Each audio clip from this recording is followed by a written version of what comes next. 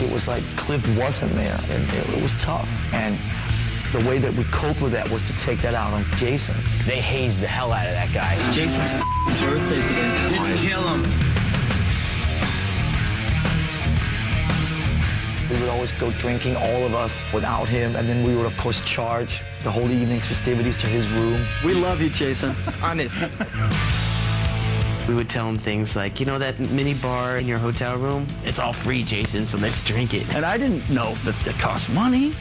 Dude, they're in your room, you know? We weren't very nice at all. Hey, let's go. No matter if this band goes for 20 more years, you know, I'm always going to be the new guy no matter what. With the release of Injustice for All in '89, Metallica finally made a decision to make a video. Here's Metallica with their first video ever. This is called One. At that time, videos on MTV were all just kind of cheesy and corny. Now that the war is through with me. We were more into portraying ourselves in a different light.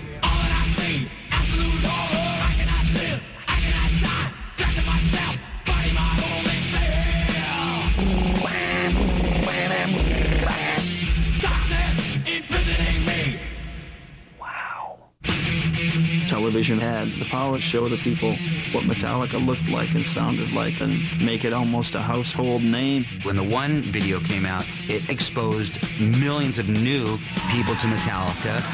They were on the brink of, if you haven't heard of us, guess what? You will. Me and James wrote what became the Black Album in probably about 3 months or so over the summer of 1990. It was a constant battle between Lars and I. You want to hear it with vocals? Go sing it. One verse and one chorus, that's all I had. You know, we'd be fighting over ridiculous things that didn't matter. We'll fight for hours over it. The vocal line goes exactly with the guitar. But the conflict and the static created this electricity that we were hitting a new peak in everything. When that album started taking shape, it was just like one great song after another.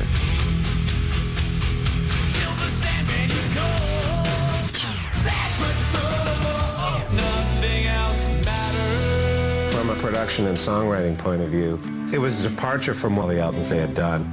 Songs that were a bit different, a bit more melodic, a little more personal.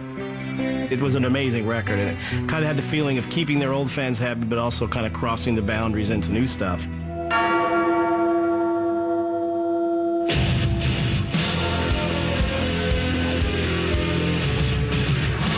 Black Album was released in August of 1991. The metal world was lined up in the streets in the middle of the morning, waiting for a record store to open. The Black Album came out, debuted #1, and it was just a combination of, you know, an amazing album, the right time, the planets just all aligned themselves properly. You guys expecting your album to do what it did? Or were you blown away? No, actually I was expecting it to do a lot better. Every month I'd get a phone call, yeah, we just passed the 4 million mark, you know, a month later the 5 million mark, a month later the 6 million mark, and the record just kept going and going. After like the third or fourth single, I just thought, when's it gonna stop? But it never really stopped. It was craziness. That was really the time where you thought, okay, this band is the biggest band in the world, because everywhere you went, you heard Metallica. We were just totally saturating airwaves. 40-minute music marathon, enter Sandman from Metallica. If it wasn't the airwaves, it was, you know, the TV waves.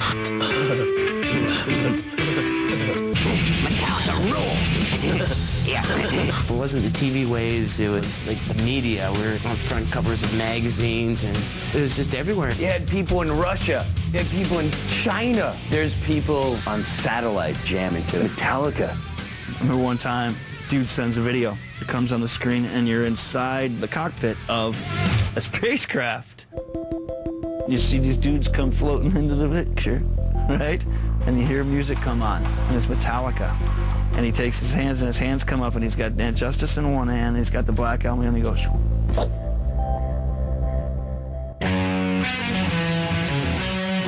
I love them. They're my favorite band. we started noticing that there would be many more females showing up at the gigs. A lot of chicks. Looks like 50-50. That's the sign of making it.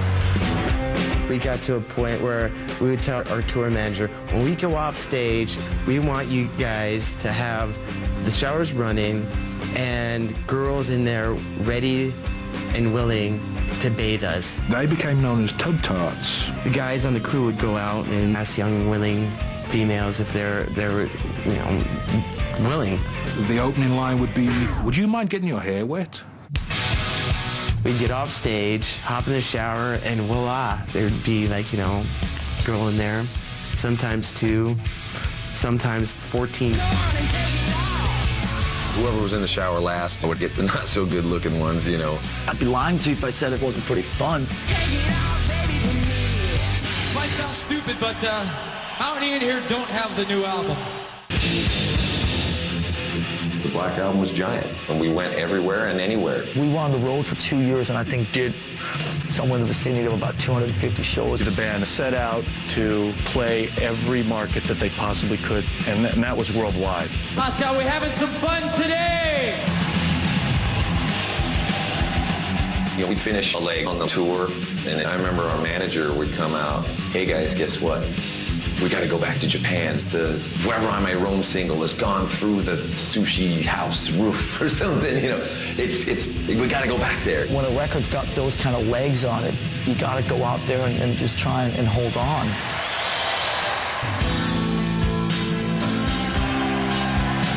We were out on tour one evening in August '92 in Montreal. We go out there and play our set. Everything's fine, the audience is grooving. During the song Fade to Black, I moved for some reason.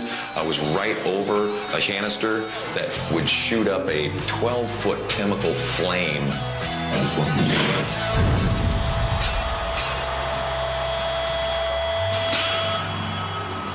All the strings melted off the guitar instantly. It was the most horrific pain. I was like, holy, I can't believe it. I can't believe this is happening. Half my hair was gone, half my mustache and beard was gone, half my skin on my arm was gone. I could visibly see the skin rising off the back of his hand. Once we got to the emergency room, James was already talking about how we could continue the tour.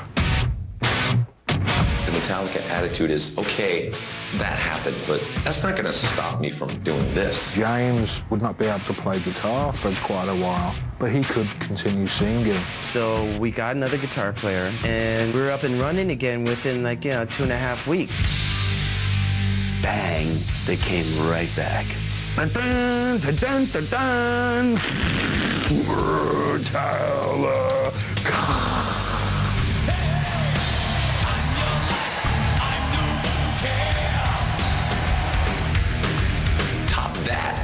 Some other band. It was far from easy, but we were determined to kick people's ass, and we did. We knew that ride was only going to come by once, so we grabbed it and definitely had fun with it. You get one chance for a phenomenon, and that was our phenomenon. Coming up, Metallica falls apart. He left the band! He left the band! Next on When Metallica Ruled the World.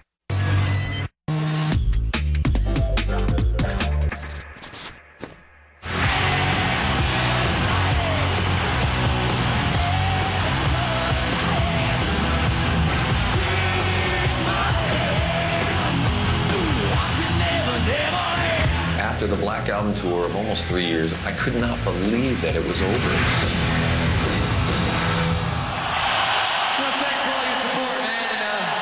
We'll see you around soon, I hope. Thanks very much. Good night from Metallica. See ya. They're the biggest band in the world. Everybody loves them. So they're like, wait, we're not used to this situation. We got to do something to kind of shake things up and do something different.